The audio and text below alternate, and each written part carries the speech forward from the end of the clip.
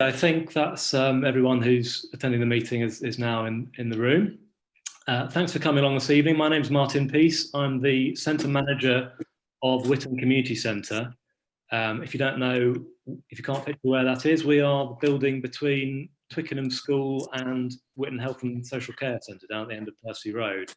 Obviously everything's a little bit different at the moment with coronavirus, but in normal times we open 7 days a week with different groups coming in and out all the time. So do check out what's on there when we get back to the full programme after lockdown in December and January. We do have some things going on at the moment still. We've got the food bank coming in every Friday morning. So if you do want to help out coming up to Christmas with donations of dried food, then that's something that's very practical that you can do. We accept those whenever we're open down there at the community centre. So for tonight, you hopefully shouldn't really hear too much from me because I'm the independent host of the meeting.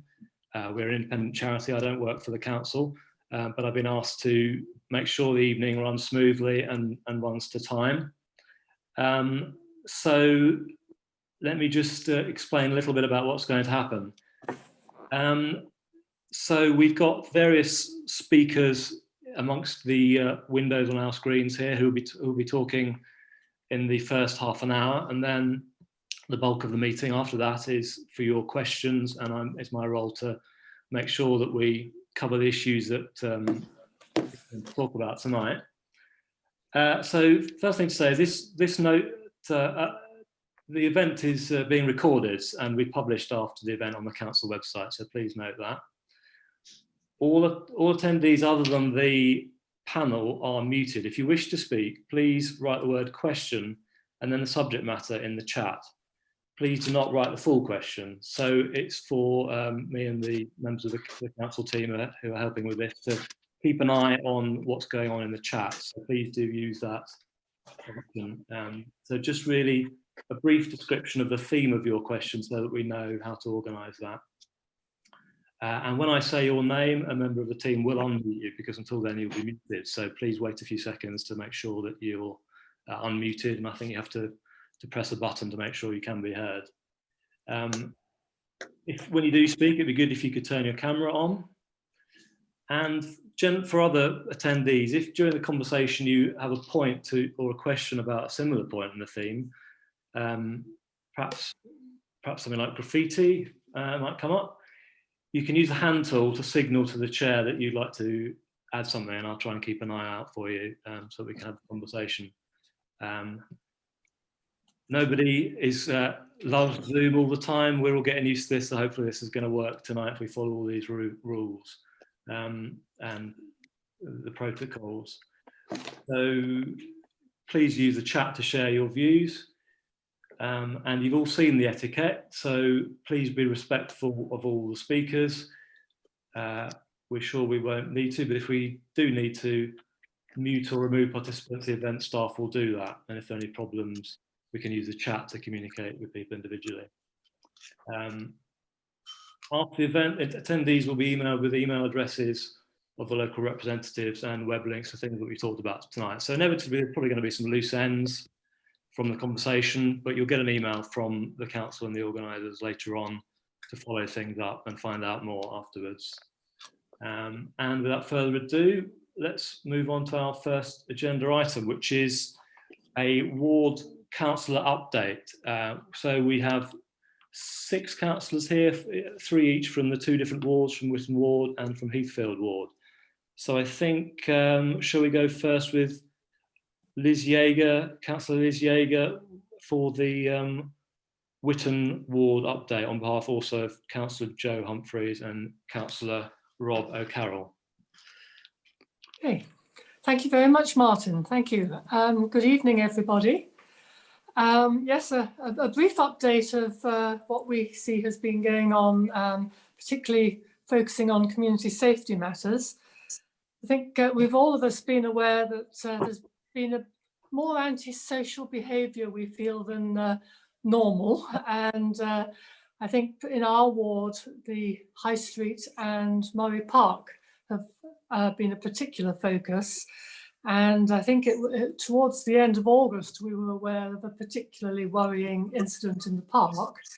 And my colleague, Councillor Humphreys, because of that and a few other things as well, she raised this issue at our full council meeting in September.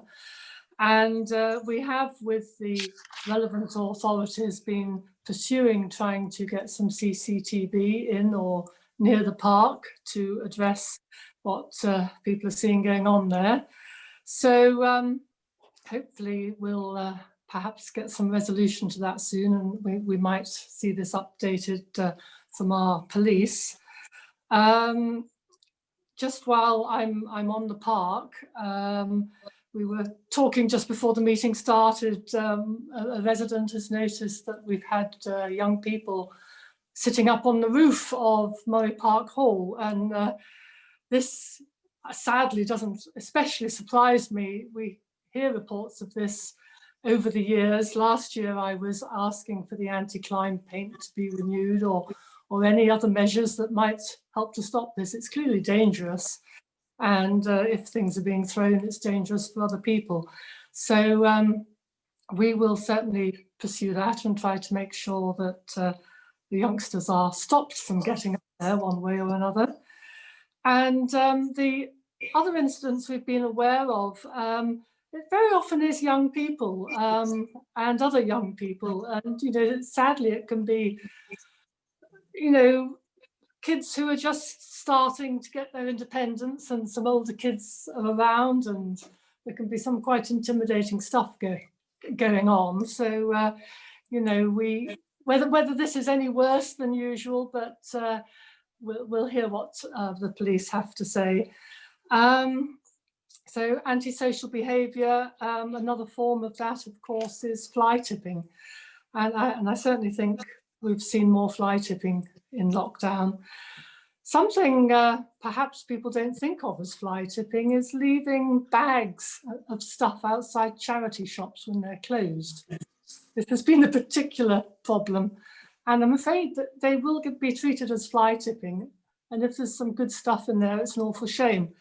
But so we've had, as councillors, had to report several incidences of bags of stuff being left outside the charity shops in the high street. Other thing, you know, we do work with landlords where we can. I mean, the council will always clear stuff from the public highways.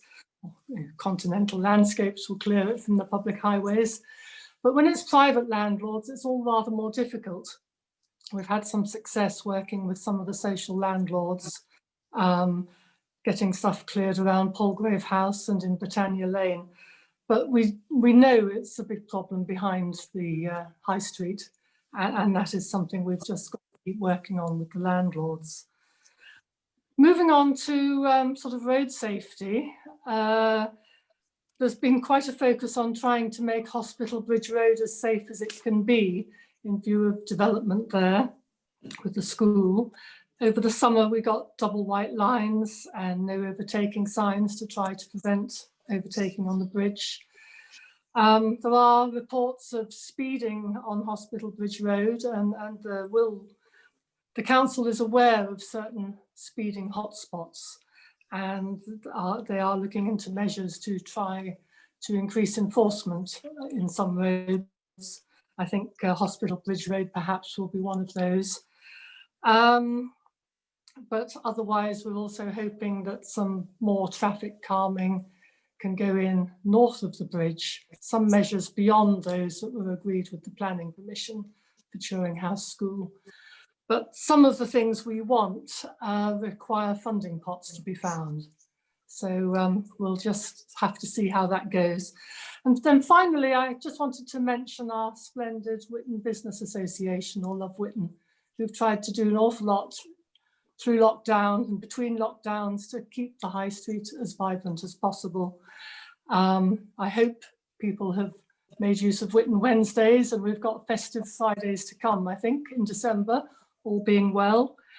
The council have been trying very hard to support local high streets, and it's just a sort of message to all of you who are here tonight. Please do what you can to shop with our local traders. That would be brilliant.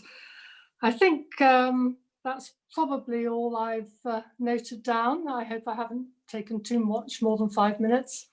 So thank you. Bye-bye. Thank you, Councillor Yeager. And so really over the other side of the railway bridge is Heathfield Ward generally. I think it's Councillor Michael Wilson who's going to give us an update on behalf also of Councillor John Coombs and Councillor Leslie Palesha. Councillor Wilson. Great, thank you, Martin, thank you everyone for attending this evening. So I'll try to be brief and just run through what we've been up to. Carrying on from Liz's conversation about antisocial behaviour, and I know that's the primary reason why we're here this evening. On Heathfield Rec, we did have a little bit of antisocial behaviour over the summer. I don't think it was quite as bad as Murray Park, but we did have some. And I know that the Friends group has been kind of working to try and sort of get some of that cleared, and we've been raising issues with the local police team as and when they've come up. I think there was one issue around the chair and the noise. I think either it's being done or it's being looked at in terms of some noise dampeners being put on the chair, which is on the rec, but generally not quite as bad as some of the activity on the High Street or Murray Park. But just continuing on Heathfield Rec, I mean, it was great news that the rec's been awarded a green flag. I know, as I say, the Friends Group's been working with the Parks team, and as a result, the 20th flag has been awarded in the borough to Heathfield Rec, so that's very good news. On sort of further issues to do with antisocial behaviour, we've been contacted by residents about motorcycles and other vehicles sort of going into the Crown Park. Now, this is usually from the Hounslow side of the borough, but John Coombs has certainly been in touch with the councillors of that ward and with the local police team on that side, and we're trying to set up a meeting which will probably take place virtually, obviously, but hopefully in the next few weeks, to try and discuss if there are any issues or actions that can be taken to address some of the issues there. So I wanted to just touch on a couple of other things in the ward as well. Vehicles on the Hanworth Road.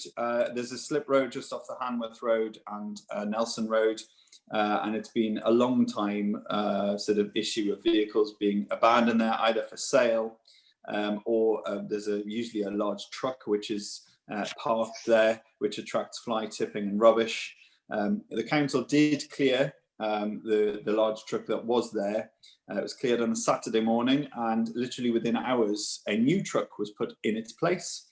And so, again, it's being used mainly as an advertised hoarding for a particular company. And we are trying to get the residents around there to sort of sign up to a petition which will enable us to try and get some parking restrictions placed on that road, which would help with enforcement around the vehicles that are left there. So that's one other thing. Couple of other issues. School streets in the Wickham estate. We're hoping, as part of the next pilot of school streets in the borough, that the 3 streets around Heathfield School will be included as part of that project, to sort of close off roads on school drop-off and pick-up time. Residents will always be able to access the roads, but it will stop people from driving, a lot of people driving into the estate and blocking up the roads, because we've had a lot of concern from residents for a number of years about roads being blocked and antisocial behaviour as a result of cars coming into contact with each other. Liz mentioned Turing House. Again, obviously I'm not going to touch on the issues she mentioned, but a number of residents, and we've also noted concerns around how, as the construction's begun, how that's been taking place, and following complaints, the planning enforcement team have undertaken an investigation and discussed various matters with the applicant and the council's highway section. Dust monitors are now in place. Highway officers are satisfied with the temporary site access arrangements, including the use of the banksman, and they are working on what is required for the Section 278 works by January 2021, and that's relating to the crossing, and which is going to come into force when that comes in. But obviously we will keep a close eye on how that continues, and most residents nearby will have received a newsletter from Beaumont Kirkland, which indicated that they'd been caught out and deliveries taking place during school drop off in the morning, and so they've been brought to task on that. Hounslow Heath Estate, we've been pressing RHP on the fire safety works which needs to be done on the estate, specifically relating to the two tower blocks that are on the estate. A lot of that work's been delayed because of the pandemic and also because of the demand for fire safety work across London as a result of Grenfell. But they've now opened up a show flat within the estate, which shows residents what this sort of sprinkler system will look like inside the flat, and hopefully the work in the communal areas should have started. The zebra crossing was flagged up as being poorly painted on the right on the bridge by Whitton Station. That's been repainted. I've asked for a similar repaint job to be done on the zebra crossing outside Bishop Perrin. And the hedges have been cut back on the A316. TfL finally did the work. It was raised at our last community conversation, and the TfL finally cleared it in early November, which means that it's a little bit safer now for pedestrians and cyclists in terms of passing each other. And then two other very brief issues. I say brief in terms of their mentioning them. Free school meals in October, as many will be aware, the government decided not to fund the free school meals over the October half term, but the council did step in to fund the voucher scheme here locally. And there's ongoing issues with Transport for London, especially as a result of the funding black hole because of the drop in people using public transport. So there was a negotiation which has taken a sort of 6-month carryover in effect, and the deal will be relooked at in 6 months. And those included a cut to under 18 travel, and the extension of the congestion zone, and also the council tax levy to pay for public transport. It's all been delayed for 6 months, but we'll keep residents updated about what will come of that. Thank you.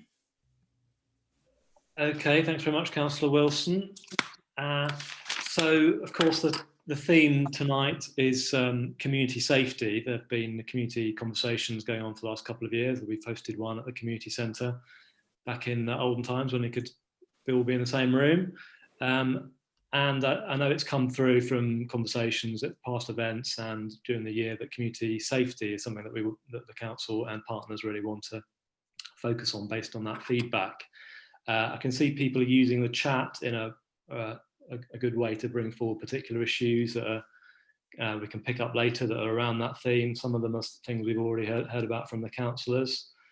So to get into the community safety theme a little bit more, I'd like to introduce John Evans from the Police Liaison Group, and also Wendy Curl-Pope from the Safer Neighbourhood Board, which is borough-wide, leading on this issue, bringing partners together. I think, John, you're going to speak first. Thank you. Good evening, everyone. I may slightly exceed my allotted time, as Wendy has suggested that I mention the Safer Neighbourhood Board in my bit. Yeah. Okay. In 2004, properly constituted police liaison groups were set up for each ward under the auspices of the Richmond Community and Police Partnership, which is now the Richmond Safer Neighbourhood Board. These PLGs were in existence in many wards before ward panels were introduced in all other London boroughs. In Richmond, we've kept the name Police Liaison Group, but other boroughs use ward panels. The Heathfield Ward PLG never got off the ground, and it was decided that both wards would be amalgamated under one PLG. Witton and Heathfield Joint Police Liaison Group, and this covers some 20,000 residents, the two wards. Since 2007, I've been chair. We hold 4 meetings each year. One of these includes the AGM, where the chair and secretary are elected. Here I'd like to thank Julie Hill, who has been our secretary for some 10 years, and also Father David Cloak and the PCC at St Philip's and St James Church for the use of their parish hall for our meetings. I'm also a long-standing member of the Richmond Safer Neighbourhood Board, which is charged by the Mayor of London to perform the scrutiny role on how our borough is policed. It provides crime prevention, youth diversion, ensure that each ward has a PLG or access to one, and to maintain good communication between the police and the people. Community engagement is the key issue, and the PLGs provide this major link. Richmond is one of the lowest crime boroughs in London, and Witton is a low crime area within the borough. However, this does mean that the borough is always last in the pecking order for police resources. So however diligent and hardworking our officers are, they are always overstretched.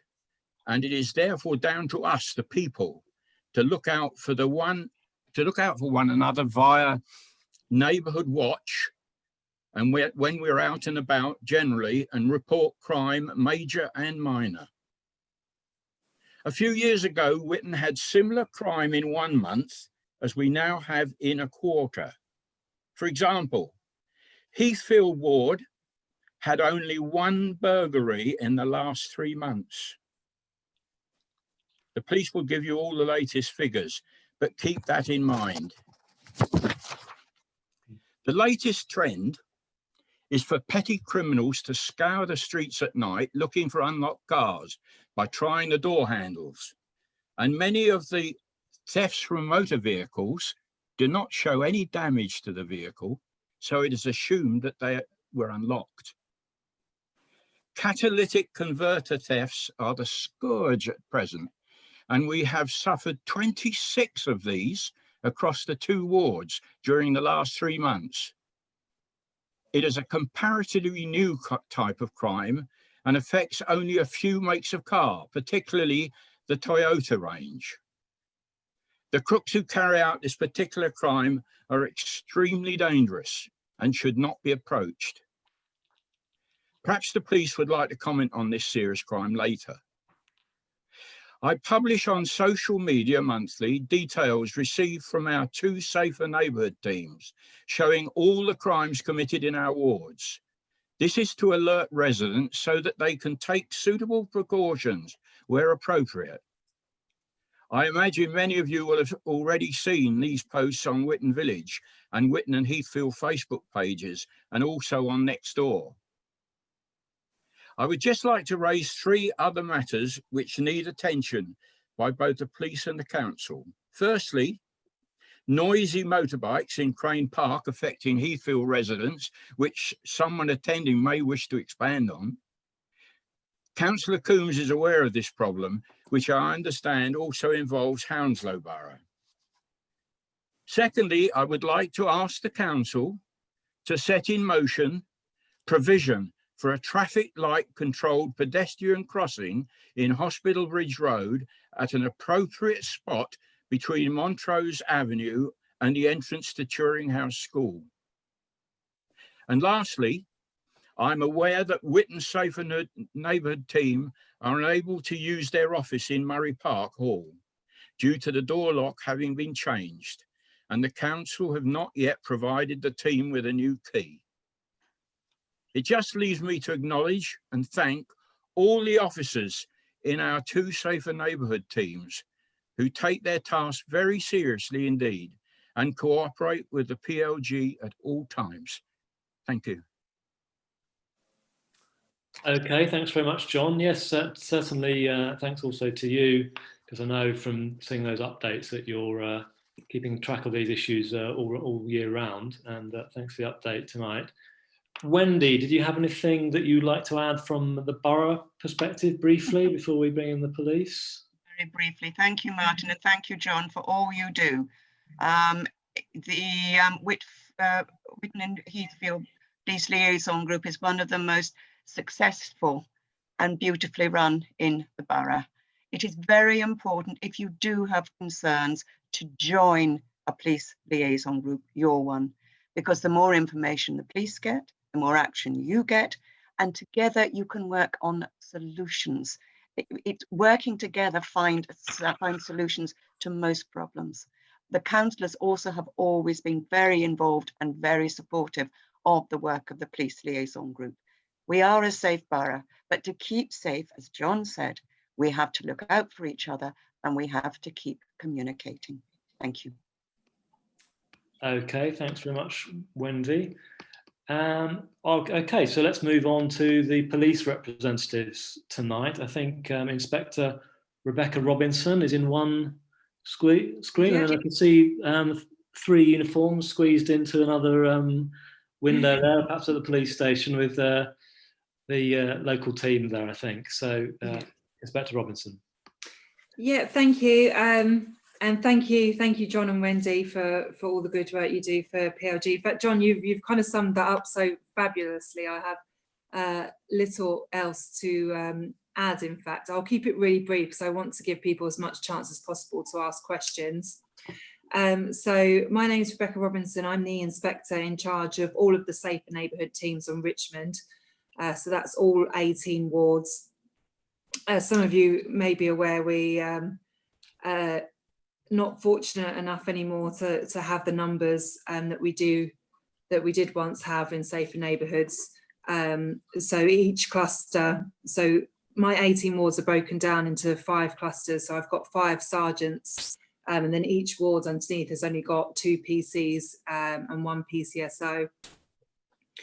So just an overall crime picture for. So sorry, come here. Sorry.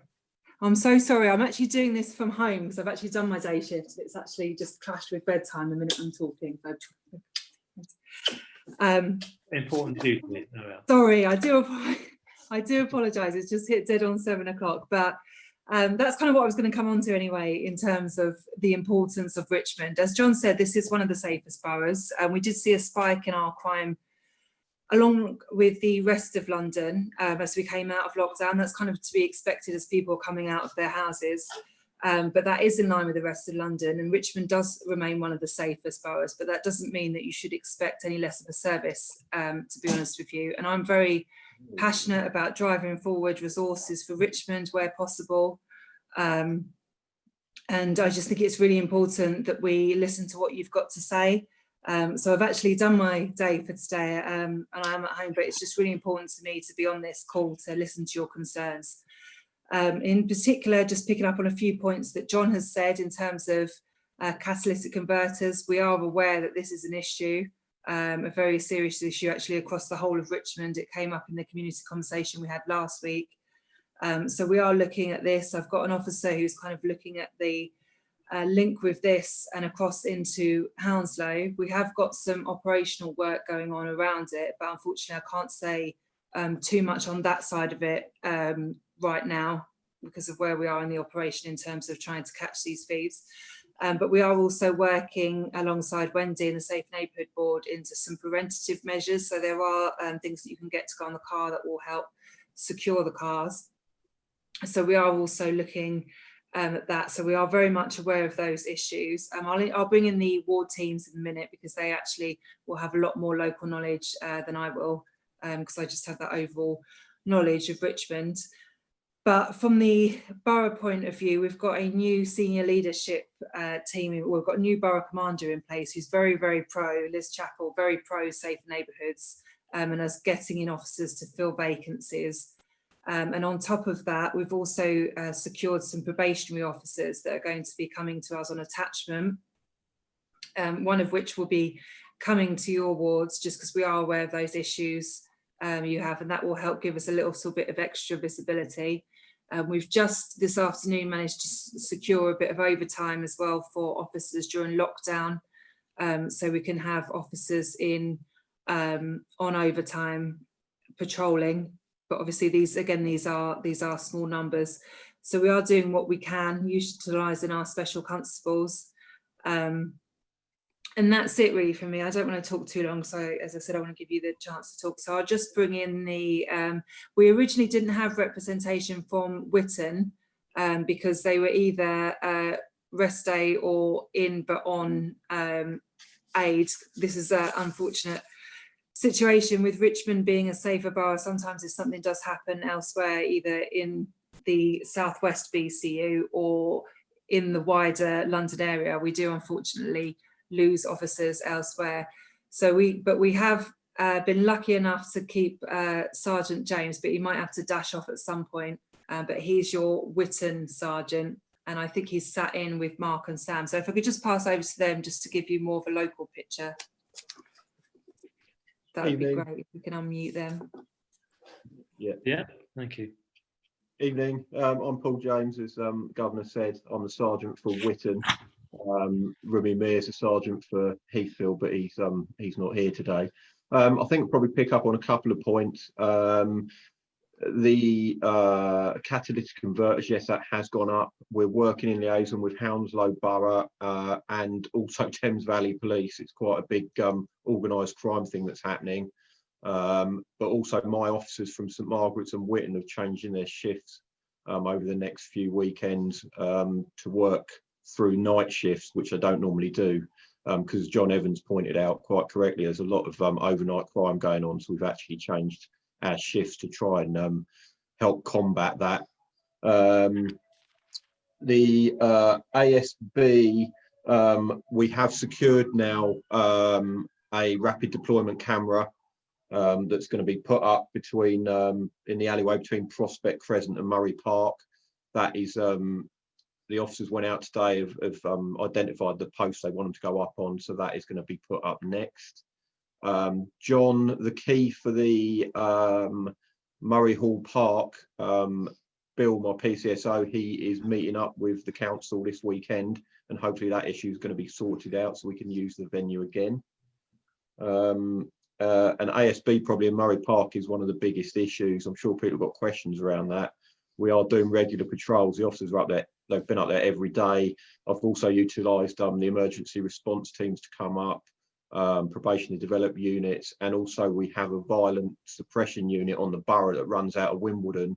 Between myself and the governor, they've also been deployed over here as well. So we are trying to get resources from elsewhere. I think that's probably it from me from the question. Obviously, people have other questions which I'm quite happy to answer, but I'll pass over to Mark and Sam for their few bits at the moment. Okay. I'm Mark. I am one of the DWOs for Heath.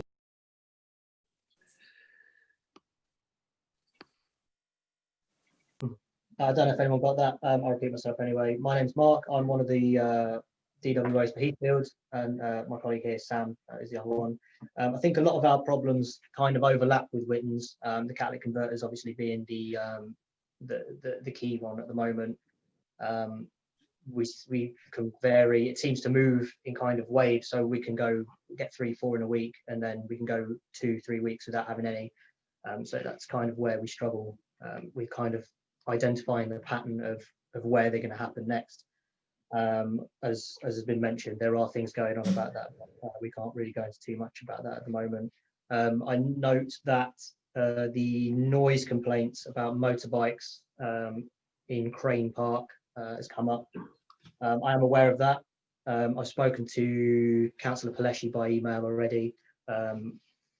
As with the council, I'm going to be getting in touch with the Hanworth team who cover sort of the Box Farm Estate and the other side of the river for Crane Park.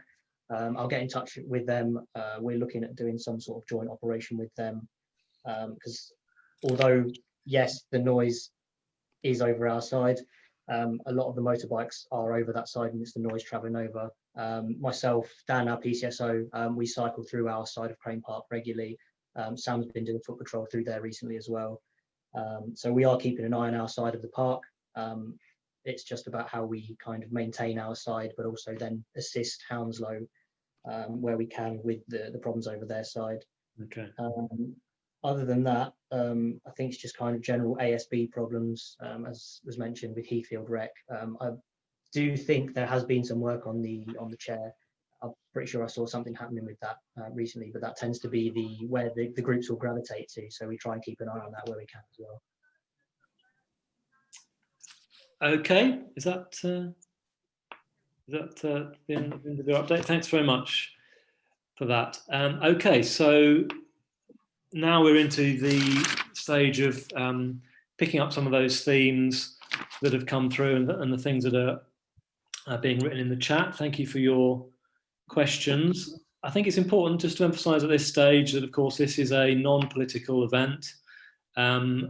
Let's try and keep it in a sort of problem-solving approach that I think Wendy mentioned earlier on. There's obviously, we're generally a low crime area, but there obviously are areas of concern. Let's try and put our heads together with everyone we've got here to tackle some of those problems. So I think let's take a question about Murray Park to start with. This is it seems a pity that this continues carrying on as a problem. I remember a couple of years ago, the police with the Council Parks Department did a lot of efforts there with a big summer event, and certainly this is one that always is getting a lot of attention, but still a problem, it seems. Linda Hans, can we have your question, please? Hi there, everyone. Thanks. So I'm a committee member and treasurer, actually, of Friends of Murray Park. Just to correct you there, Martin, the big summer events were run by us, not the council. Yeah, join effort. Just want to take our moment of glory there. So first of all, I'm thrilled, and I know all my colleagues on the committee will be thrilled at the Sergeant's announcement there that we're going to get the CCTV. My only question is, how long will it be there for? Is it permanent or temporary? So that's the question back to the police. Also want to say that we have spotted and reported a regular car that is involved with the drug dealing. It pulls up by the middle gates in Kneller Road by the park, and we've reported that through to the local SNT with a registration number, and we sincerely hope that you'll also be able to get that on the CCTV, and that should really help with the drug dealing which goes on through the middle gates in Kneller Road. So I just want to also inform you about some more recent ASB. So from the house next door to Murray Park leading up to the scrapyard, there's a big alleyway behind there, sort of 160 Kneller up to the scrapyard. And behind that is some derelict property that used to belong to a builder. And it's recently been sold within the last few months to a development company in the East End of London. And we've done a land search, so we now know the name of that company. We're going to pass that on to the council. And basically let it become derelict. And what we discovered was that there were a lot of youths hanging around, kids and youths hanging around in the old shed that the builder had there. And then they were using that as their base to run through the alleyways into the park, cause havoc, up and down the roads, down to Heathfield Rec and back again. So we've basically taken action into our own hands as local residents, and we have shut those shed doors, wedged them shut with heavy, big lumps of concrete, washing machines and all this other derelict stuff that was left on the land. We've moved the fencing, put padlocks around it, and since that happened at the weekend, those kids haven't been back.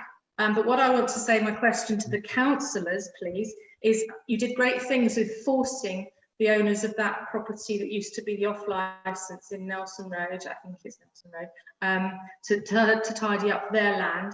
And we really want you to do something about this land when I give you the information of the company that owns it. And don't let them have any planning permission until they sort it out in advance of planning permission, please. And that's it for me about the ASB. Okay, thank you. So I think let's take perhaps the policing element of that first with perhaps it's Sergeant James, is it, to respond to that? Yeah, I'll respond to that. Thanks, Linda, for those questions. I think Robin put an answer up. Robin Thomas put an answer up on the chat there about the camera It will be up within the week, and then it gets reviewed. So whilst it's not permanent, we review it. If incidents completely drop off and the camera gets taken away, it doesn't mean we can't put it back. So that gets reviewed on a regular basis. Reference to drug dealing, we're getting some really, really good intelligence from the community. Massive thanks to our neighbourhood watch coordinators, and we have got footage.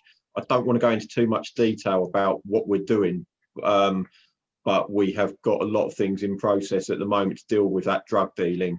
But I can't go into it for operational reasons, because obviously I don't know if this isn't secure. I don't know who's on it. But I just want you to be rest assured we are up there. And only 2 days ago, the SNT were up there, and they stopped someone in Prospect Crescent with drugs on them, and they got dealt with. But yeah, it is an ongoing thing. But I can't go into too much detail. I hope that answers it as much as I can for now. Yep, thank you. And maybe one of the Witton councillors on this issue of the site that's changed hands, Councillor Jaeger. Yes, I'm very happy to respond on that one. Thank you, Linda, for the information.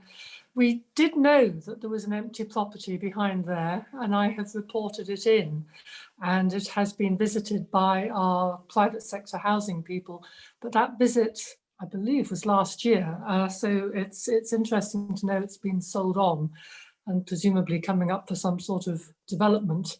And also I've had casework from the people who live in, I think it's Witton Manor Road, sort of behind there, because this area causes problems for the road beyond as well. We are employing at the council an empty properties officer who should be in post, if not now, very soon. I know all the interviews have been done and so on. And the idea is that properties like this that have become derelict are, the council acts and tries to do whatever they can to bring them back into use. I mean, obviously what you're reporting here is a rather different issue. This is an area that's become so dilapidated and derelict that it's become a base for antisocial behaviour. But I'd be very pleased to hear more about what you know about who's brought it up, and we will have exactly the right person to pass this information on to, I think. So thank you. Okay, thanks very much. We've had a question from just in general terms, if people could keep their questions brief, just so we can make sure we cover everything. We've had a question about CCTV coverage Prospect Crescent from Bob. Can you, does that link to what we've just heard? And is there anything you'd like to add, Bob, or have we covered it? Well, I was just wondering the location of the camera, please. Okay, thank you. Running on from the other police matter is the police resource in Witton. I understand that the PCSO, Bill Smith, is on a part-time basis. I'm just wondering, wanting clarification on those 2 points, please. Okay, well, I think we'll come back to a general point about the police presence perhaps later on. Thank you for those questions, Bob. In that case. Thank you. Who knows about this? Brief answer about this CCTV camera, if anyone knows the answer to that one. Councillor. I can answer that for you. Yeah. Yep, it's going on a lamppost between Prospect Crescent and Murray Park. It's right at the end of the alleyway at Prospect Crescent is where it's going. Okay, that probably means that it's going in the same place as the one we had about 2-3 years ago. Yes, I believe it is. I'm pretty sure it is. That's correct. Yeah. That's brilliant. Thank Very you quickly. Okay. Bill, thank you. I'll quickly answer about Bill. He's on 80% hours, so he's there most of the time. It's only sort of a couple of hours, maybe a couple of hours a week. He's not in extra, so he is there most of the time. Yeah. Just so you know. I would also like to add about Bill. He is by far one of our best PCSOs. You're very lucky to have him in that area. And although what he perhaps doesn't have in time, he will lack for in being straight out and being on the streets, and what he doesn't know is not worth knowing. So we very much appreciate him. Thank you. I see him less often than I did previously, but he's there and thereabouts. Thank you. Martin, if I can, it's Councillor Okay. Humphreys, if I could just jump in very briefly about the Prospect Crescent. It's really just to say that we have been contacted by quite a few residents about Prospect Crescent in particular. In particular, the alleyway that goes from the park onto the main part of Prospect Crescent.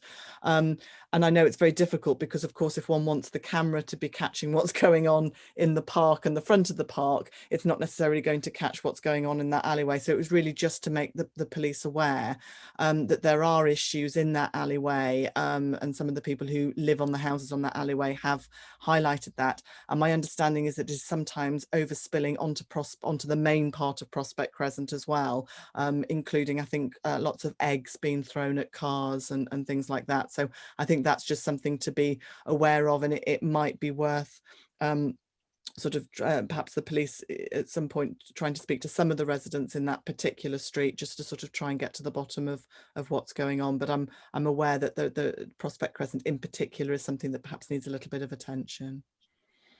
Yeah, Joe, my officers have been down there. We've got CCTV from some of the residents as well, and identified vehicles and things that we're working on at the moment, and it links in with the drug problem. But they are being dealt with, and officers have been down there and spoken to people, and also about the egg throwing incidents as well. CCTV is being looked at, and we're seeing if we can identify people. That's fantastic. Thank you. Okay, No thanks very much for that. Let's move on to a different theme. Liz Allen, you've raised this question of the motorbike noise in Crane Park. I know it's something that one of the officers has already mentioned. Can you Well, you've heard what's been said. Is there anything you want to say or ask more specifically on that question? It's not just motorbike noise, but I know that recently our neighbourhood watch lady put on about a threat of violence to do with the motorbike noise. And certainly a few years ago, my husband actually went over the park to try and speak to the lads, which I know he shouldn't have done. He ended up with somebody holding a screwdriver, an adult holding a screwdriver under his nose and telling him to go away in no uncertain terms. So it's not something that we can deal with. So I think people can often feel quite intimidated. You know, you're always worried if you're in the park, where's the bike going to be coming from? And I'm very lucky with a lot of my neighbours, we back onto the park, which has really saved our lives during lockdown. It's a wonderful park. But, you know, when that noise starts, it's incessant and it's loud. And I don't want to spoil young lads having fun somewhere. You know, they must have something to do, but I think it's dangerous. It's only 2 or 3 making it bad. And I think recently they started doing it early evening as well. So I haven't heard it the last couple of days, but okay, it is quite intimidating. So it's not just noise, it's the threat of, yeah. Yeah. And I'm sure, as the police could tell us, if people break one set of rules, they're probably it can lead on to other things that are worse and more distressing, can't it? So, so Constables Smith and Parkinson down there, have you got anything to add to that? Do you feel that you've got the intelligence that you need? Is there a particular request that you'd like to put out to people if they do experience this problem? So for us, obviously, we rely on the information coming from the members of the public when these issues happen. All we need you guys to do really is to get as much information to us as you can, sort of times, locations. I appreciate Crane Park is huge. If you don't know exactly where it is, give us near landmarks. Obviously, Shot Tower is a popular one, or the Nature Reserve. Obviously, we can work with Hounslow. We can information share with them. We can get information from them, give them information on our nominals, kids that we know, they know kids that we don't know. The key thing for us on the threats or the intimidation is that obviously we don't want anyone putting themselves in a position that they feel threatened or intimidated. The best thing for you to do in that situation is remove yourself from that situation and call the police. Again, give us as much information as we can. Ideally, the most important thing is where we need to be, as I say, at Crane Park. Myself and Sam, and to an extent, Chris and Alex will know the park. But a lot of the response team officers who are, if we're not in, going to be the ones that respond to these calls, they don't know the park as well as we do. So they really need to know where they need to be. Otherwise, things could be missed. In those situations, if you feel threatened, it's a 999 call. If you fear that you're in immediate sort of risk or at risk of harm, obviously, if it's just noise, then it's kind of more of a difficult one for us to say that you should call 999, because at that time we don't know if anyone's in any danger at the time. I think the key for us is going to be trying to work with Hounslow on their side of the river as well, seeing if we can come up with some sort of joint operation to kind of combat this. But for us, we just need to know who it is, when it's happening, and where it is, and then we can kind of take it from there. Martin, if I may just jump in as well, I think there's one element that hasn't been spoken about with, I think it's both Crane Park, the Heathfield Rec or Murray Park, or all of these areas. As it has been mentioned, it is often involving young people, so perhaps those that are teenagers. And I actually had a meeting with Police Sergeant Steve Burke, who is the area's youth engagement and school sergeant. And I met with him and Mandy from the Whitton Youth Zone, because I think there needs to be a two-pronged approach to this, that obviously there is enforcement and police action to be taken. But equally, I think we have to work with our young people in the area to make sure that they can enjoy our open spaces in a socially responsible way. And I think that the work that Steve Burke is doing with the schools and the youth zone is very important. And I think that's a really important element to be brought into this. And I did meet with some of the youth workers. There's a youth bus that goes around the various open spaces. And I met with them at Murray Park to sort of see the sort of work that they're doing and how they're engaging with young people as well. And so I think we don't really have anybody here tonight from the youth work side, but I think it was worth mentioning that the work that they are doing is extremely important. And I think that everybody from the PLG, the police, our friends of Heathfield Rec and friends of Murray Park, I think if we can all work with the youth programme as well, I think that's going to really help with prevention as well as obviously enforcement as well. Okay, thanks very much. Yes, I know this in normal times we certainly do work really well in Wycombe with my community centre hat on as well, thinking of new activities for young people, certainly one of our priorities as well, and they do brilliant things at the youth zone, as you mentioned. We have as well, sorry to interrupt, I don't know if Steve Burke mentioned it, the ASB early warning scheme that the youth team are working on. No, I'd be interested to hear about that briefly if you know. Yeah. I'll have to get some more details from the schools team perhaps and pass it on, but it was basically something that was started earlier on in the summer around sort of using the time when the young people were at home to go around and warn those liable to causing ASB in the past around not, and doing some using the schools officers while the schools weren't going on to go around and speak with these individuals. So I can get a fuller update from Steve around that work.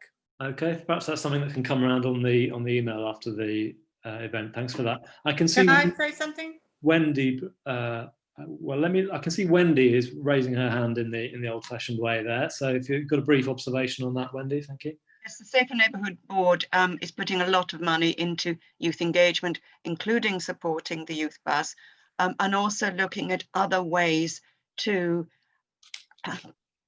help young people get the best out of the areas they live in a peaceful way. A lot of the problems are caused by boredom. The motor scooter thing, noise, everyone goes through that phase. And it's finding ways to divert them to use their scooters to better effect. Not to make an awful lot of noise, not to deal drugs, but to use it for a different effect. Ideas like that all the time. Safer Neighbourhood Boards behind that. Okay, and I can see that there's other comments on motorbikes that I'm sure the police officers are taking note of in the chat. Thank you for that. Was there somebody else had something very brief to say, perhaps? Yeah, me. Leslie Palesha. Yes, hi, good evening. I just wanted to say that it's very important that we get this meeting as soon as possible with both sides of the problem, Hounslow. We've had very helpful interchange with the councillors in Hounslow and also with the police. And I just would like to ask, out of curiosity, because I often hear that if these young people are riding motorbikes, that you are somewhat restricted in your ability to pursue them. Yeah. And absolutely. could you clarify that for me? Yeah, no, that councillor, that is absolutely correct.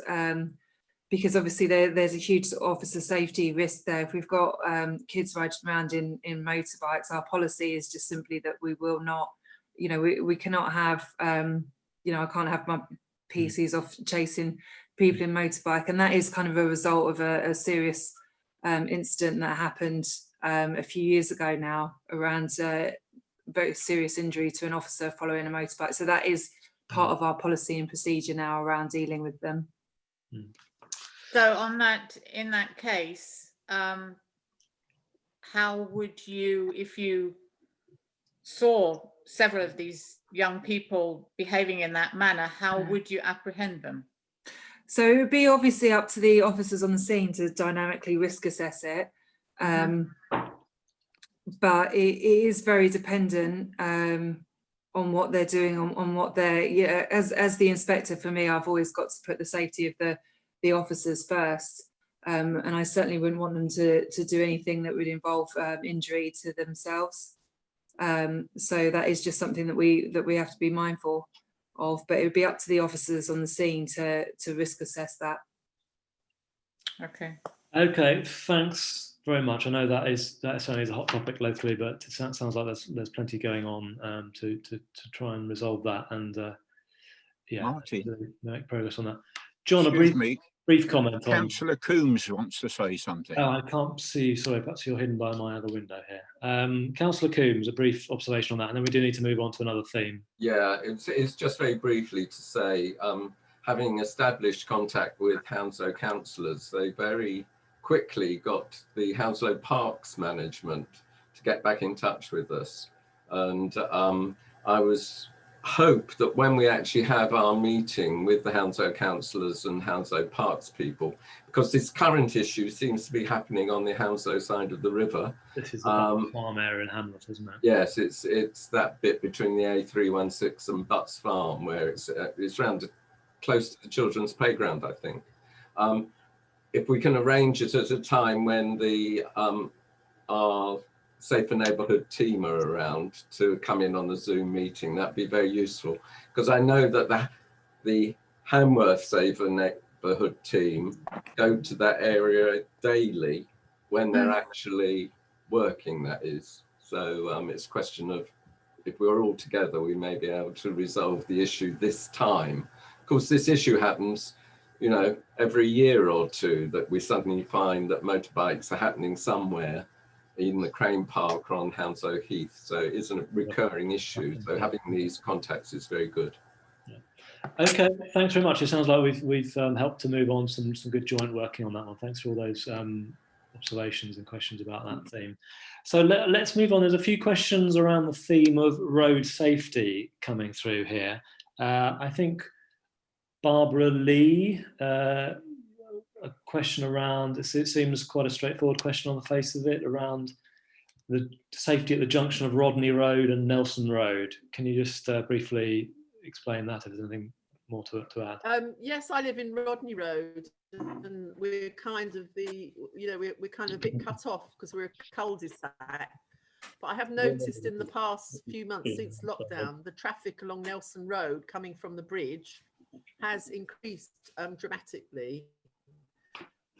And that cut through from Rodney Road to Nelson Road is, I think, quite dangerous, because people are coming from Rodney Road, coming out to Nelson Road, and then they're also coming out from, is it Constance Road?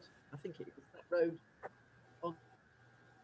Okay, thank you. And just round the corner from that, I think so. Sorry, is that the end of the question? We'll pick that one up with councillors, I think. Thank you. Just, do we have Jagruti? Yes, and I said Rodney Road is a bit cut off. Also, people that always accumulate round the bridge Okay, thank you. Thank you. Bit of a Zoom problem there, I think, but I think we get the gist of that issue. It's probably known to those on the ground there. Thank you. And Jagrati Roy, can we take your question around speeding around Nelson Road, Wellington Road South, please?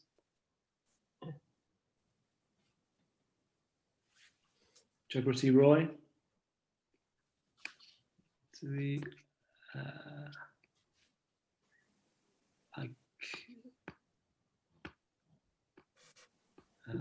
Hi, thank you.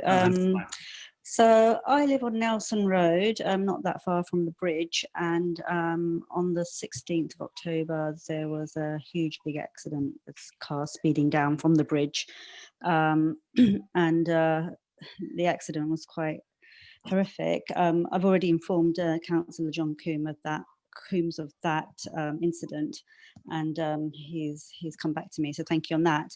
But however, this is an ongoing issue. Cars come speeding down from the bridge, and particularly residents on my side of the road, we're trying to turn left or right, we've got a real blind spot, and if cars are speeding down, we can't see. So I think something there needs to really be looked at. And also the speed bumps, the cars, as I said, come trundling down from the bridge onto sort of just the junction opposite Collingwood Close, and then they realise there's a speed bump and haven't slowed down early enough, and there's a huge big clattering of a noise, and that just vibrates through the houses. I mean, I can hear the noise from the road all the way back to the back of the house, and that's just causes a huge amount of disturbances to myself and my neighbours. Thank you for that. Okay, and just a further question, I think, briefly from Eric Gilston on you mentioning e-scooters. I think I can perhaps guess what this one might be about. Just to carry on the theme of road safety, if you could briefly ask us a question about that. Yes, please. I'm a resident in Montrose Avenue, and we have had 3 incidents down the road with e-scooters. One where there's e-scooter which loves riding along the pavements. We've had another incident of one riding down the middle of a road. And the third incident where a mother was riding down the middle of a road with her child sitting on the scooter, taking her to school. And I just wonder what is the view of the councillors and the police as regards e-scooters currently. Yeah, so if I could come in on that, Martin, if that's okay. Yes. So organisationally, the police is obviously it's a government initiative that the police are supportive of as an initiative. However, I would like to add that they are mechanically propelled vehicles, and as such they are subject to certain relevant legislation under the Road Traffic Act and can be dealt with accordingly. So if you do have such issues with them, I would encourage you to report them in to us so that we can take action where necessary. Thank you for that. Yes, I noticed just reading up for tonight on the Met Police website, London-wide, there's a thing about e-scooters on the homepage. So I think it's a problem that's cropping up, and I believe nationally they're looking at changing the law on it, aren't they? So that's something that's quite visible and quite dangerous at times, isn't it? Thank you. So on these questions of the Nelson Road area, I think if I can think where this is sort of spanning the borough boundaries. Councillors, maybe Councillor Yeager, have you got comments to make on that? Thank you, yes. Well, my comment is really, I can understand exactly where people are talking about in Witten Ward, coming down from the bridge and, opposite Collingwood, and also where Rodney comes out. I'm not so clear about what problems might be on the other side that might have been reported to Councillor Coombs, because obviously you come down the bridge and into Heathfield ward down there. But it was to say that I mentioned in my little update that the council is interested in certain sort of speeding hotspots. And I was fairly certain that Hospital Bridge Road was on that list. But what we can do from, if Nelson Road isn't already on that list, we can bring all these comments to the attention of the council officers who are commissioning this sort of work as to how there can be better enforcement where there are clearly problems. So, you know, what's been said can be certainly taken forward. It's timely. There is some work going on already, and to know about these incidences that are being, you know, and the accident that was mentioned, yes, we'll make sure the right officers know about this. Thank you. Well, evidence for making the case, isn't it? So not all of these will have been reported at the time, I suppose. Thank you for that. A question here, I think there's a bit of a theme emerging here around, perhaps this links to Turing House School is on people's minds, the road traffic problems around the safety problems around Hospital Bridge Road, Nelson Road area.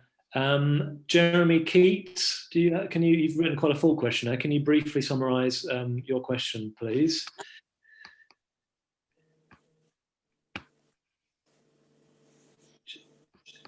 Jeremy Keats. Yeah, sorry. Thank you, please.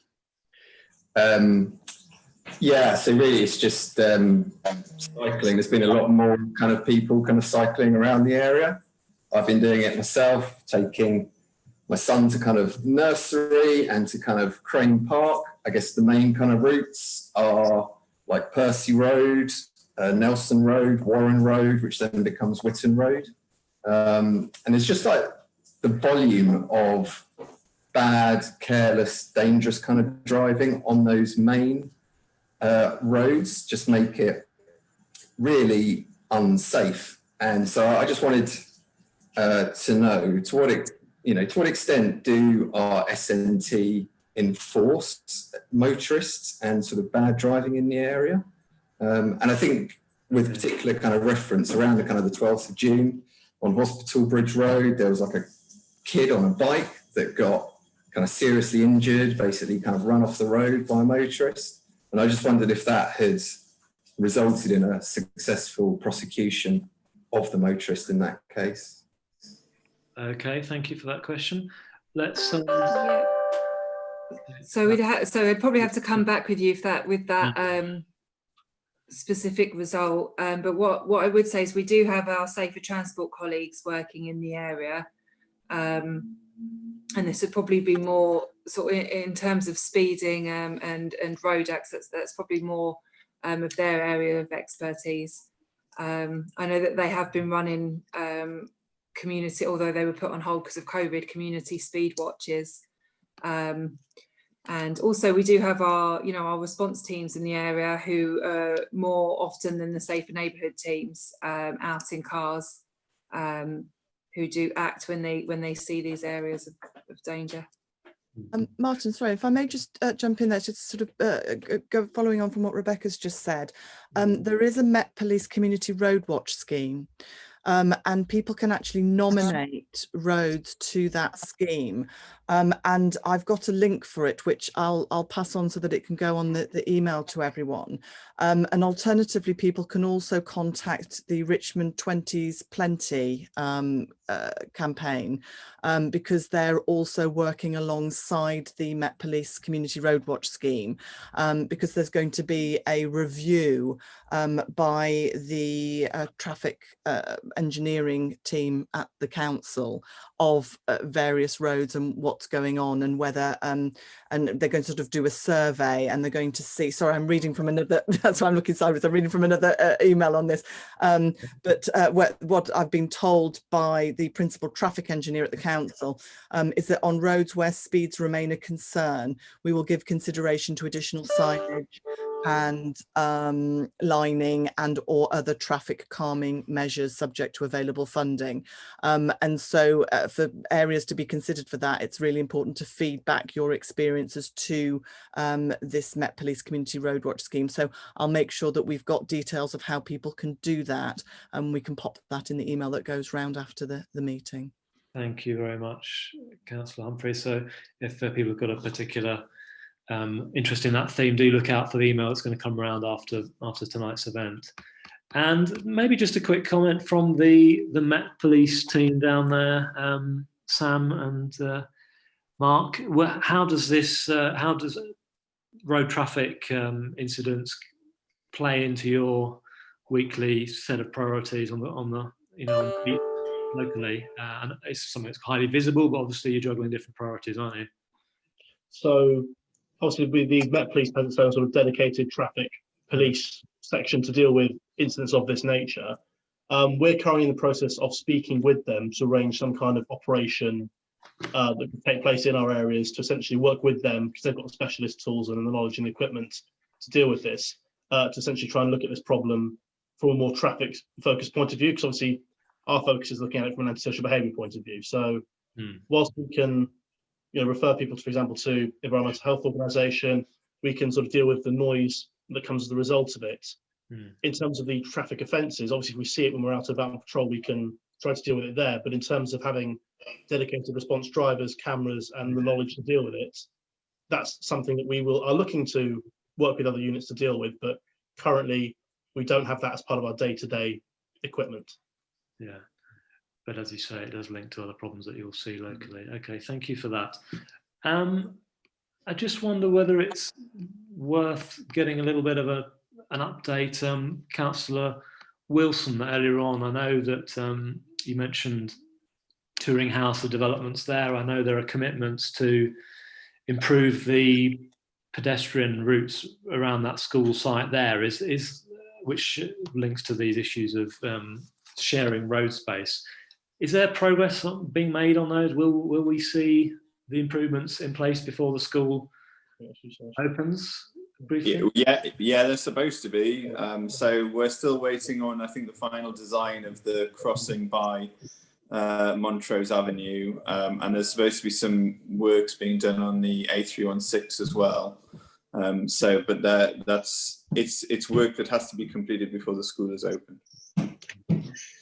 And the railway network rail, are they not always the quickest organisation to deal with the railway bridge? No, I mean I think very unlikely, given the amount of money that it will take to kind of do something with the bridge. Probably means that it's unlikely. There are some other avenues which we are looking at in terms of trying to find some way to widen the pavement from Nelson Road all the way over to Hospital Bridge Road, but that's not quick and simple. Yeah. So officers are sort of looking at things that can possibly be done, and obviously we've made a point of making sure the vegetation is cut back as frequently as it needs to be. So, but obviously it's not just because the bridge itself obviously has a footway that's been built in around it, but it's actually the path leading up on both sides. It's mainly on the side going towards Nelson Road, which is obviously very nice. But obviously we're trying to find any ways that we can to make that either improve the safety there or to make the pavement wider. Yeah. Okay, thanks for that. Martin, I've noticed that Anne Lahif has had her hand up. I think she might want right. to You're on ask my a other screen, I'm question. afraid. I've got to, right, I can see you now. Please. I've tried to speak a couple of times. I wanted to speak when Eric Gilston spoke, because I completely concur with what he says about the electric scooters, and especially with that lady who takes her child on it. She runs you off the footpath and laughs at you if you say anything, and then sometimes she goes down the middle of the road with the child on it. But I just had my hand up for the Touring House thing, because I hope, Michael, that if they're going to do some work at the end of Montrose, that the residents down that end of the road would be consulted before any major change is made? Yeah, no, yes, it's got to go through planning. So there'll be an opportunity for residents to see the plan, whatever they come up with, and then for people to have a say on it. So. Yeah, thank you. Thanks very much. And it does sound like there might be some specific intelligence coming out here around this lady on the e-scooter. I'm sure that this is in the morning, I think. Is it on the way to school or on the way to the afternoon drop-off around Montrose Avenue? I'm sure the team will bear that in mind. I mean, it's at various times of the day, and there's more than one. There's more than one person. Right. Okay. Thank you for that. Yeah. We're now drawing this to a close, but let's. There was a question we had earlier on the chat around drug dealing on Chester Avenue. If I can find that one. That was your question. Obviously, when we need to make sure this is don't give any information that's very specific about this. But if this is a regular problem, it's a question from Drya. Obviously, if this is a recurring problem, try and talk in general terms, please. Hi, this is George Dryja. I should actually Okay, hi. put the name on my screen. I do apologise. No, it was a friend of mine lives in Chester Avenue. It was something which was was relevant to an earlier question about CCTV. There used to be a CCTV camera, I think out near a lamppost outside the edge, which was focused onto Chester Avenue. For friends saying that there's been an increase in the amount of drug dealing in Chester Avenue with sort of these gas bottles lying around and bags from drug dealing going on in Chester Avenue, and also to the back of the alleyway behind, I think, Stella's restaurant. And I was wondering whether there was an opportunity to actually look at bringing back a CCTV camera outside the edge, I think, hairdressers in that area, just to see what's going on, to act as a deterrent and maybe catch some of these nefarious individuals. Okay, thank you. Maybe the constables from the Heathfield team. Thank you. Yeah, so we have had a few reports recently, not just around the Chester Avenue, but kind of around that junction, Powdermill Lane, the Parade of Shops, a little bit kind of around the little estates like Arden Close, Lee Close, around there. Especially behind the actual, there's a little alleyway behind those shops. Yeah. Yeah. Yeah. So we get reports around there. We have had quite a few. We've been utilising our stop and search powers around there. Obviously, it's been identified to us as a drug hotspot now. So where our grounds exist, we are using our stop and search powers around there. We have some intelligence. I've started to get a picture of who I think it is. And obviously once we've got sufficient intelligence to kind of give us those powers to then do more, that's kind of where we're going at the moment. At the moment, it's essentially the same as with the mopeds in the park. It's about us identifying who these people are. Obviously, yes, CCTV would be a useful tool. I don't know who that camera was owned by or is owned by. No, it was. I think it's been taken down. It's gone. So we wanted to know whether there was an opportunity to put one of your rapid response cameras up there, just to look at see what you see and see whether you can find these individuals. I can't give you a definitive answer to that immediately. What I can do is I can look into the evidence that we have of antisocial behaviour and drug dealing around the area, and if there's enough there, then perhaps I can put a business case forward for that. I would have to go away and look into that now. As I say, I am aware of issues around there.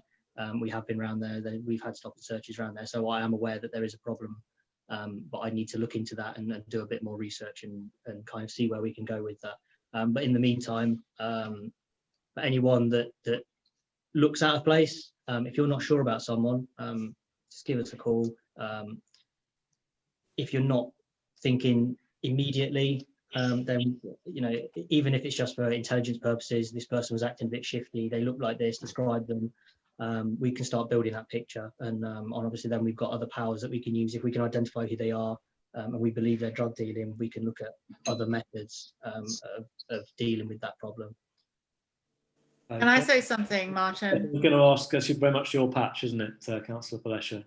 Yes, please. I would appreciate being kept in the loop on that because, as you say, it's very much my patch, which leads me very quickly, because we're almost up for time, on to another question to Mark. I know it's been a terrible year with the lockdown and everything else, but we haven't had Heathfield community contact sessions for a very long time now. And I would be really interested to know what your thoughts are, what you might be able to do after December the 2nd or whenever it is, if the restrictions ease, because I think it would be very helpful. Yeah, so myself and Sam visited Martin last week sometime. We did have a conversation about that. Obviously, at the moment, we are unable to do physical contact sessions. We've been kind of thinking of potential ideas of maybe whether we can do them online. If we can't do them in person, maybe do like Q&A sessions on social media or on stuff like Zoom. We're kind of thinking about what's the best way to deal with that at the moment. Obviously, as soon as we can get the community contact sessions physically back in place, that's what we'll be doing. If you remember a couple of years ago, myself and Tom, Sam's predecessor, we were doing street briefings out on the street. Again, it is something we could do. Whether people would be interested in that based on the weather, or again with the lockdown and everything, again it's another solution that we could do. Yeah, I appreciate that, but there was some talk at some time of you doing something outside, because certainly on the estate where I live, talking about doing online or Zoom, there'd be a fair number of people who live around here who wouldn't even know what that means. Yeah. Okay, well, for those who don't know, yes, we do in normal times host a weekly drop-in from the Safer Neighbours team at Witton Community Centre, and I've kept in touch with the guys, and we'll hope to do something back there in future. Maybe not great in December or January, but maybe our garden space that's been improved recently come the spring, and people are still a little bit nervous about meeting indoors, but it's only right to be prudent for now, isn't it? This does lead me. Thank you. Thank you, Leslie. Yeah, this does lead me on to my wrapping up theme, really, of how to get in touch with the police, because I know that they've had the builders in at Twickenham Police Station. There's been police station closures across London, haven't there? And we're encouraged to report online. Some of the face-to-face ways of doing it have stopped for now, as we just heard. I can see you've got your hand up there, John Evans, but maybe just let Inspector Robinson explain how we should get in touch with you in the future, and what's a 999 call, and what should be best handled a different way. Can I just say that? Go on, John. Can I just say that the Witton ward are holding their contact sessions? I know. They're holding them in Murray Park in the open air, and they've held 3 or 4 already. And there's some more. There's another one on Sunday morning. Perhaps we can. Yeah. So yeah, John and Councillor Pleasure, I'll discuss that with the team and Sergeant Meir tomorrow as to taking that forward, because I know you have mentioned that before, Councillor. And also in terms of your concerns around Crane Park, I'll speak with Rumi around that, because we do have specially trained officers that can deal with bikes. It's just a case of the local Safer Neighbourhood team obviously not being able to chase people with bikes. So we will look into that further, and I'll come back to you. In terms of contacts, so I do believe Ellie's or Siobhan will circulate after this the email addresses of both Witton and Heathfield for anyone that doesn't have them. However, I would say that obviously the Safe Neighbourhood teams are not in all the time. And if you see anything that is an emergency that has that risk of violence, then please contact 999. Or even things like people trying cars' doors, please do report that in through, at least 101, because it's a lot easier for us to catch these people at the time. If you report it in like that, it will get triaged and go to our response teams, whereas the Safe Neighbourhood teams may not necessarily be on. So please do continue to contact us around these problems, and we'll make sure that those email addresses are circulated so you know how to contact your local Safe Neighbourhood team. Okay, thanks very much for that. And the councillors should have my contacts and emails, and we can make sure all of this.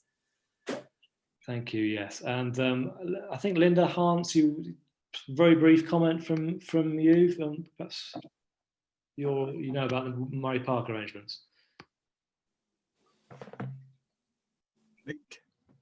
Now we're in the world of Zoom. I haven't had an invitation to a Whitman Heathfield PLG meeting Zoom yet. You know, we're several months in. It doesn't look like we're going to be in public meetings anytime soon. So when will they start again as Zoom meetings, John and the police, please? Well, when will they start? Certainly the December one won't go ahead. But if there's a vaccine, maybe early next year. But we're doing virtual PLGs at the moment. Yeah. And John, I think one of the questions was, what are the arrangements for people who might want to observe or attend a virtual PLG at the moment? I mean, obviously everyone understands that one can't get together in a room, but I think the question for sort of a lot of residents have been asking is, you know, in the old days one would turn up and attend the meeting. What mechanisms have been put in place for that to be able to happen in a virtual way at the moment? Well, all that's happening at the moment are the regular members of the group are getting the invitation to join in. Other than that, there's not much we can do. Is there not a way for them to be accessible to residents in general in the way that they are when they were in person?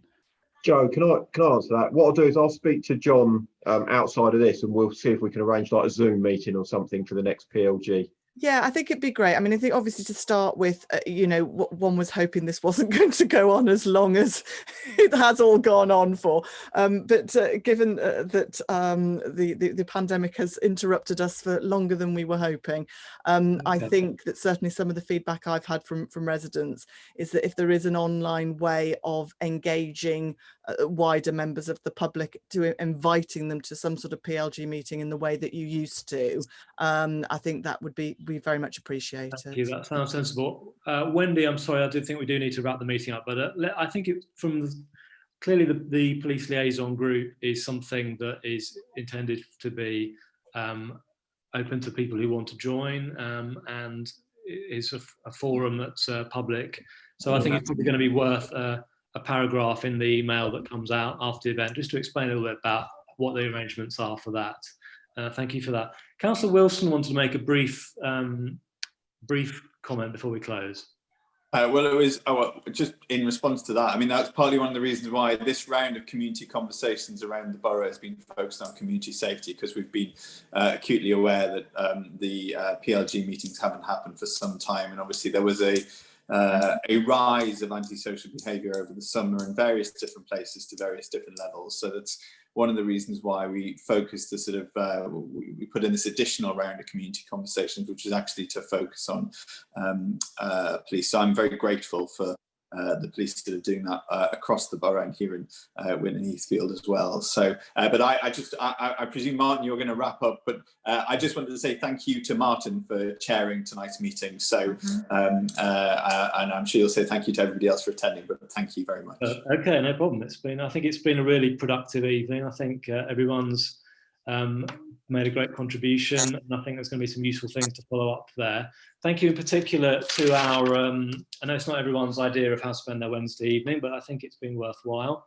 Thanks very much to our 4 police representatives, for our police liaison group chair, and for Wendy for joining us, and for all 6 councillors who've attended. And as I say, I think this won't be the last community conversation, I'm sure. Hopefully next year we can gather in person, and it'll be easier in some ways, and there'll be progress have been made on some of these issues. But do look out for the email that I know the council are going to send around after this event. There's going to be things you can read up on the detail, links to follow, ways of getting involved. And thanks very much for being here tonight. Thanks very much. Thank you. Thank you. Bye. Bye-bye.